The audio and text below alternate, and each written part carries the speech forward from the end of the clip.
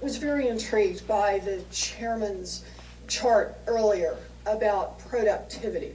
And it shows, as I read the numbers, and also as I read the numbers that you cited, Mr. Dube, that if we just started in 1960, not the high water mark for minimum wage, but a good time on minimum wage, if we started in 1960 and we said that as productivity goes up, that is, as workers are producing more, then the minimum wage is going to go up the same. And if that were the case, the minimum wage today would be about $22 an hour. So my question, Mr. Dube, with a minimum wage of $7.25 an hour, is what happened to the other $14.75? It sure didn't go to the worker. Thanks for the question. That's correct. Since early 70s, what we have seen is a divergence in the prosperities of different sections of our population. So, for instance, had the minimum wage kept pace with productivity since 1960, you're correct, it would have stood around $22 an hour today. Now, the answer to your question, who got the other $14, we can answer with the following comparison. Had the minimum wage grown at the same pace of incomes going to the top 1% of the taxpayers, the minimum wage would have stood at $33 an hour before the recession in 2007. Dr. Dube, in the studies of what happens when minimum wages have been raised, and you've done the county-to-county matches, were restaurants included in the employers in the measurement of whether or not people were laid off? Restaurants were one of the primary samples that we looked at because of the high incidence of minimum wage workers. And again, restaurant employment in response to the kind of minimum wage changes did not respond on average. Now, again, is it possible that a single employer didn't lay some people off? Is it possible that some employer didn't actually expand? That is difficult to say. The point I'm making is on aggregate in the restaurant industry for the kind of minimum wage changes we saw, we did not see employment change noticeably. Okay. During my Senate campaign, I ate a number 11 at McDonald's many times a week. And I know the price on that one, $7.19. According to the data on the analysis of what would happen if we raised the minimum wage to $10.10 over 3 years, the price increase on that item would be about 4 cents. So instead of being $7.19, it would be $7.23.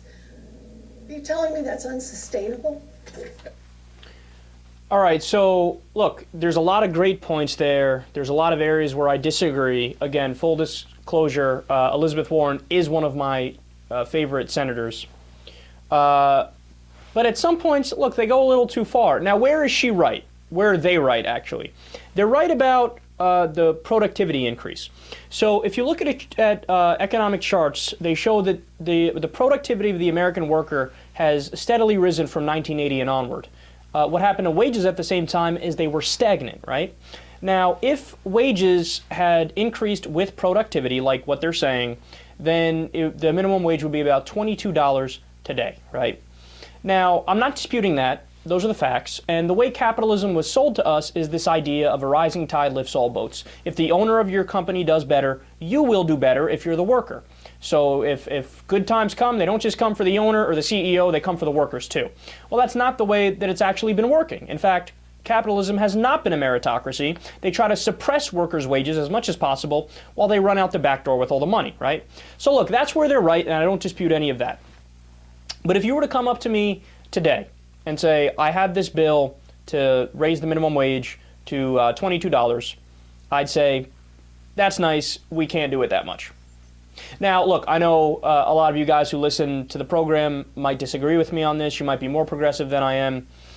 But as far as the studies have gone in terms of the effect of raising the minimum wage on employment, there's been 23 or 24 different studies that show that where we have risen the minimum wage across the United States, there has not been an increase in unemployment, right? And And that's because the amount that we've raised the minimum wage in the past it's just a small increase. It's never anything huge. It's from $5.15 to $7.25 or something along those lines. In fact, New York State, where I live today, just raised it to $9, and it's incremental. It goes into place over time, right?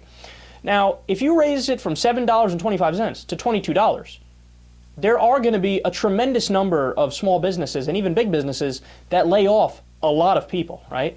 Now, again, I want to be clear. It is not true that raising the minimum wage a small amount will lead to layoffs. In fact, the data shows the opposite. Some of the times they've done studies, there's been more hiring when they've raised the minimum wage, right?